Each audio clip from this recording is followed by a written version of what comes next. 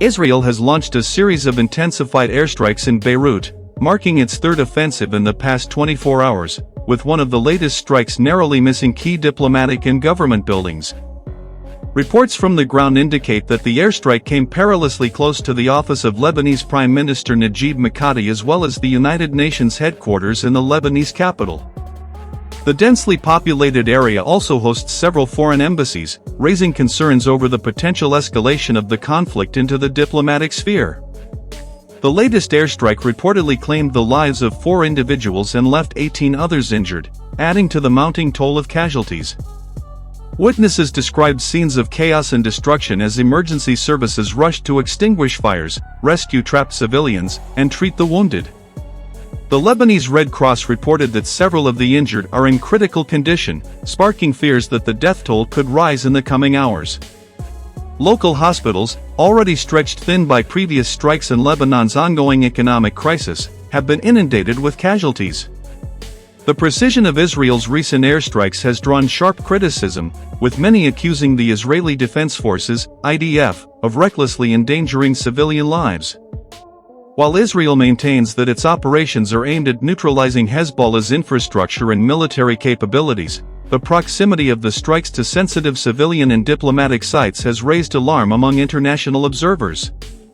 The UN Special Coordinator for Lebanon, Joanna Reneka, expressed concern over the attacks, calling for an immediate cessation of hostilities and emphasizing the need to protect civilians and critical infrastructure. The escalation follows heightened tensions between Israel and Hezbollah, triggered by the assassination of Hezbollah's media chief, Mohammed Afif, in an earlier Israeli airstrike. Hezbollah, an Iran-backed militant group, has vowed to retaliate, and its leadership has declared that the resistance movement will not be deterred by Israel's actions. In response to the assassination, Hezbollah launched a barrage of rockets targeting northern Israel, further fueling the cycle of violence that now threatens to spiral out of control. Lebanon's government has condemned the latest airstrikes, describing them as a blatant violation of the country's sovereignty and international law.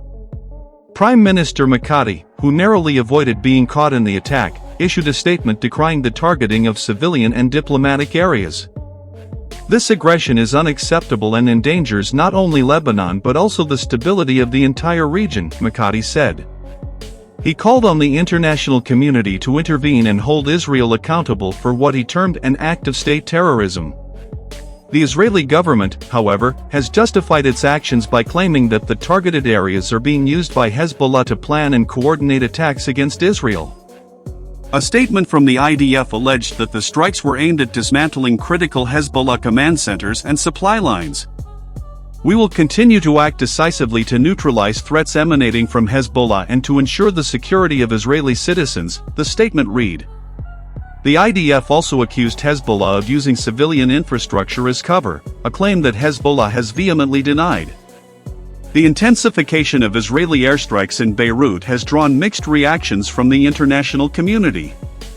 While some nations, including the United States, have reiterated their support for Israel's right to self-defense, others have expressed concern over the disproportionate use of force and the risk of collateral damage.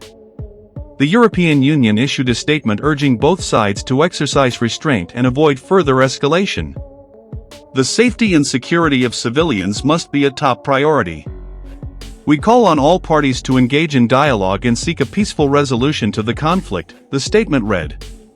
In Lebanon, the airstrikes have exacerbated an already dire situation, with the country reeling from an economic collapse, political instability, and the aftermath of the devastating 2020 Beirut port explosion.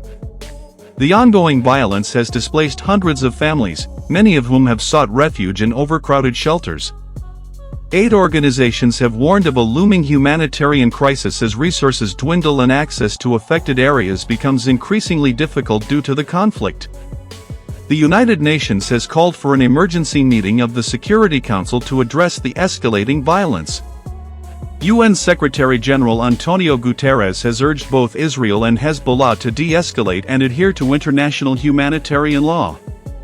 The continued violence threatens not only lives and livelihoods but also the fragile stability of the region, Guterres said in a statement. He emphasized the need for immediate measures to prevent further bloodshed and protect vulnerable populations. Regional actors have also weighed in on the crisis, with Iran condemning Israel's actions and pledging continued support for Hezbollah. Iranian Foreign Minister Hossein Amir-Abdollahian described the airstrikes as a flagrant act of aggression and warned that Israel would face severe consequences for its actions. On the other hand, Saudi Arabia and other Gulf states have expressed concern over the potential for the conflict to spill over into neighboring countries, calling for restraint and a return to dialogue. The situation remains highly volatile, with analysts warning that the escalation could lead to a broader regional conflict. The proximity of the latest airstrikes to diplomatic sites has raised fears that the violence could draw in international actors, complicating efforts to broker a ceasefire. The involvement of foreign embassies and UN facilities underscores the risk of the conflict expanding beyond its current boundaries, potentially destabilizing an already fragile region. As the international community grapples with the implications of the escalating violence, calls for a ceasefire and renewed diplomatic efforts are growing louder. However, with both Israel and Hezbollah showing no signs of backing down, the path to de-escalation remains uncertain.